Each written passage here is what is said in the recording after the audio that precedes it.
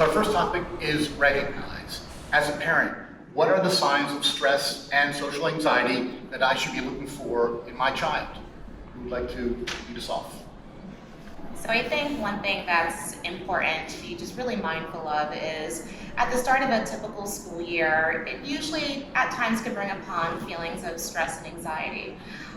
Being mindful, extra mindful this school year in terms of reflecting back and how students may have been directly or indirectly impacted by the pandemic. It's important to think, what are some things that perhaps they've experienced, and the disruption perhaps in their daily routine at home and of course at school. We think about the social limitations. That's been something that we know has been a real challenge for many of our students. And so these are things I think it's mindful to be observant of and how these stressors and what those stressors look like.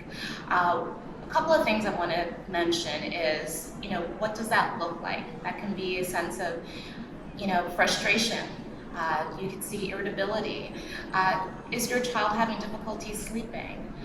Eating habits, difficulty relaxing. These are all things I think that are important for us to know. In addition to that is some children may have a concern for their caregivers, their overall health, and being mindful of the pandemic. And so those are a couple of things I wanted to mention in terms of signs that you may see in your child.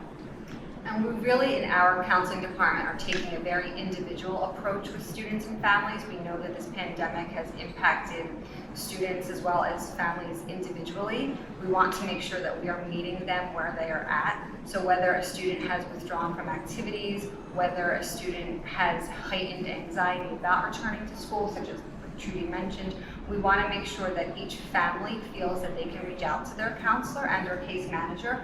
We are the advocates, and that we will meet them where they are at, individually addressing all of their needs. We may also find that students are having a lot more difficulty separating on those first few weeks of school. So that is something to watch out for and something that is important to bring up to guidance counselors, teachers, so we can help in that process to help a child feel comfortable separating, because some students have been with their families for 1.5 years at this point.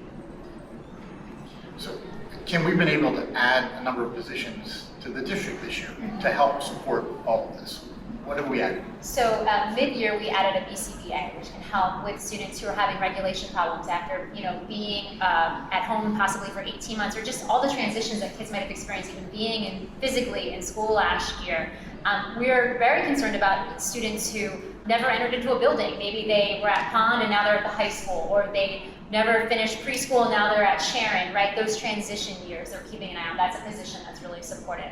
We added a tier 2 support teacher at the high school to make sure that those who were struggling academically have another touchstone and a support to kind of help them reach academic success. We know it's mental health, but there's also that academic piece that we're held accountable to in a school system.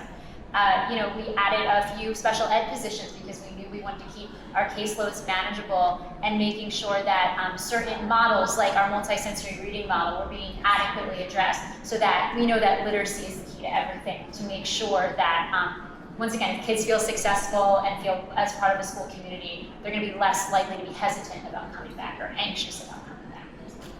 So if I'm a parent and I see these signs, what do I do about it? How do I contact the school? It's summertime. Are we here? We all know we're here. So as a parent, what do I do?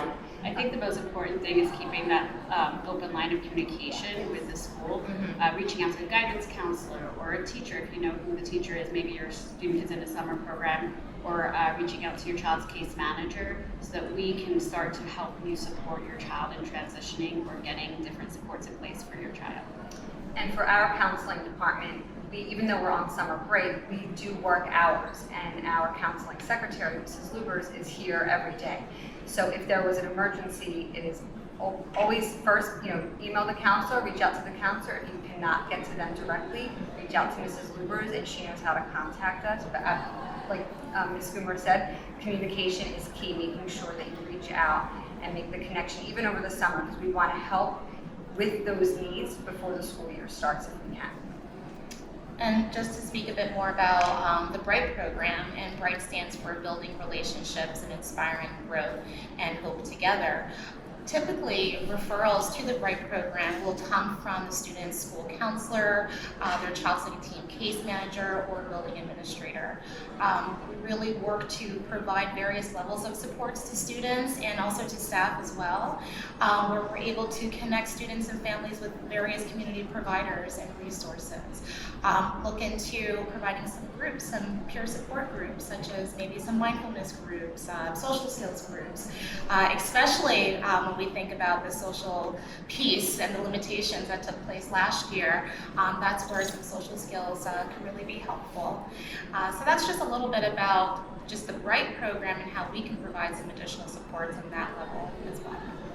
And building on that, I was thinking about, parents, what you could do, because I think there's different levels of anxiety, right? So it's something that might be more needed to be alerted to a case manager or a counselor, but there also just might be general, just low-level anxiety about returning to school. And so thinking as a parent, if you're noticing that with your child and you don't think it's as heightened as what we're talking about, doing some scenarios with them and kind of talking about, oh, no one's going to play with me when I get to school. Giving them some language, talking them through it, coaching them through it, I think could also be really beneficial. And then if that's not working or you're seeing that anxiety peak, I think that's when we have these additional resources. Absolutely. Fantastic. And as always, we're here. Please reach out. We're here to help. That's our job. That's our profession. This is what we love to do. So please reach out to us. We're here all the time. Email, call, stop by. But your child's health and well-being is the forefront of all of our actions. So please reach out when you need it. And thank you for listening. Thank you. Thank you.